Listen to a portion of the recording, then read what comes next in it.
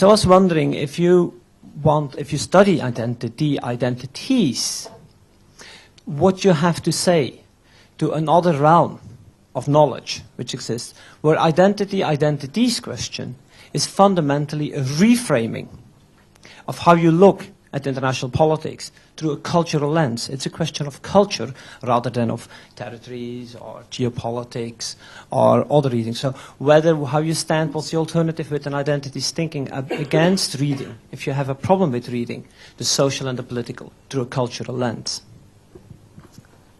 I think what I'm talking about is the spatial relations and how those are maybe lived and enacted. So I suppose that's asking for maybe a comment, or that's kind of thrown in with all of those other things. Okay. So we're going to take, so the panel will have a chance now both to think of anything that they've thought of that they want to round off with, but also to address the questions that have been asked. And if we could go in, since you've had an answer to one question, we start with Jane and then go to Wendy and then come back to you and then move down the end of the table. I suppose it was the question about identity or identities and illuminating structural inequalities that did strike me as resonates most with my own work. But I'm afraid I would still, I think, want to stick with both, because obviously a great deal depends on how we relate structural inequalities to the level of the individual, and sometimes that might be through individual biographies, and sometimes it might be through more socially patterned processes, which obviously, of course, also interweave individual biographies. But that then possibly also leads me on to this question of foregrounding or not. I tend to think of things as being a bit like a kaleidoscope, and that if you shift things around in a certain way, you can see a certain sort of pattern going on, which might be to do with identities, and if you shift it another sort of way, you might see something that's more clearly an identity. But in either case, the issues about material and symbolic inequalities will still be present. The same answer, same question, Wendy Stainton-Rogers' question. As soon as you call inequalities structural, you're saying something very important to describe how they're layered and stratified and so on at a societal level. It's very much a sociological concept. But what it doesn't necessarily help with is understanding completely how they're reproduced.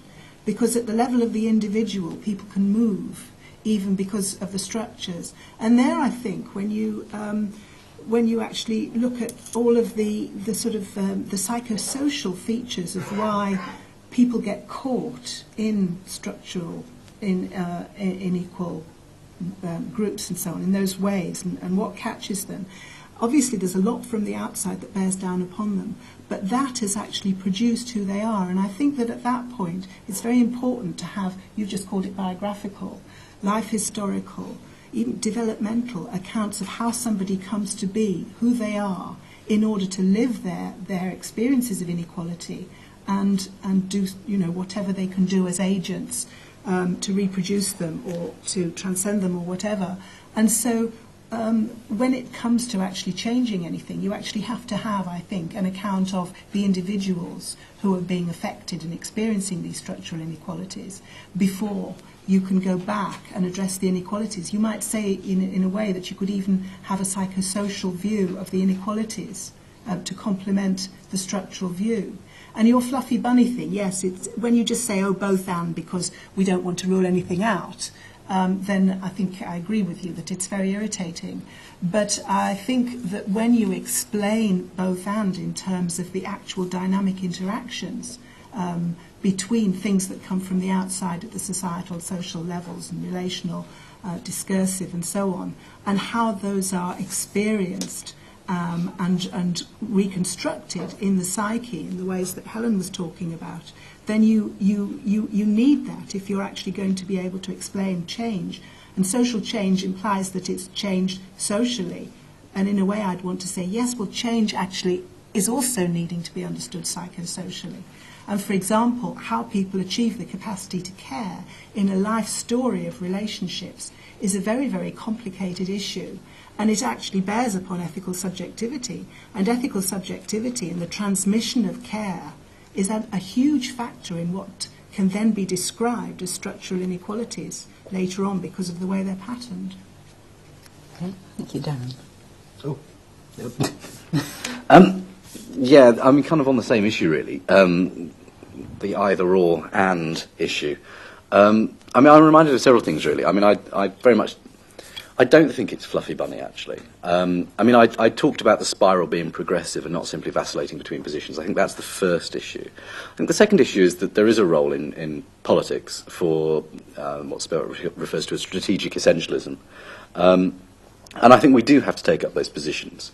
For instance, in terms of political change in sexualities, I think there's a role very much, if you're outside, as a gay man, sadomasochistic, whatever, to engage with identity politics, because that's the predominant politics of the inside with regard to this issue, regardless of whether it actually reflects your own lived experience or not, although for many people it does. At the same time, rather than simply engaging in kind of, parody and so forth, and other kind of queer approaches to political change, I don't think that you should simply just sit there and embrace identity politics in that way and not realise that there are alternative ways of conceptualising identities and also of conceptualising political change. So I don't think it is simply fluffy bunny. And I'm kind of reminded of Elizabeth Gross, who, talking about heteropatriarchy, talks about the fact that in a sense, kind of both positions are impure, or rather all positions are impure, and that sometimes we have to just kind of work with that, and that we can't stand outside and take a God's eye view and make a claim, but actually have to reflexively engage in some strategic positioning in the full knowledge that we are taking up an impure position, but it might be the best, politically speaking, I suppose pragmatically speaking, for us at that particular moment within a particular relational context. Helen? It's not only identity and identities, it's identity and identification, which I think I'd like to make a plea for using those two rather than the identities. For the reasons, well, partly what I've said about, I don't think identity is only understandable in terms of the individual. I think identity has a very strong political message, practical, active message in terms of the politics of location. I also think that identification has the advantage of, again, following Gilroy, that this has a dynamic which may have left identity because it may have got a bit fixed in a particular kind of historical moment, and identification offers a way out of that.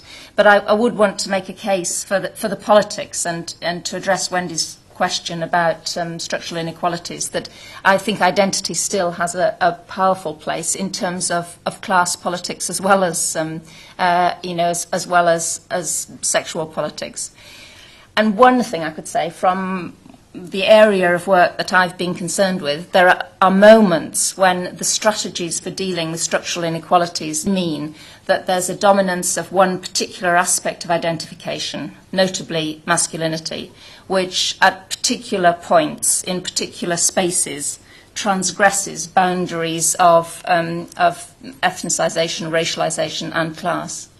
And that's what happens, I think, in sport in general, but particularly in boxing, that masculinities and a particular type of hegemonic masculinity that draws in collusive masculinities is what does at moments transcend those, class and race boundaries.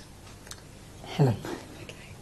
Just to answer your question, the two studies that the book was based on, they were all the children and young people who took part were part of a group of siblings. So no, we didn't look at any single siblings. That's for another piece of work, I think. Although the idea of biological belonging and definitions of sibling were kind of disrupted by, partly by changes in family form and families kind of reshaping, a lot of kind of shape-shifting going on. So siblings.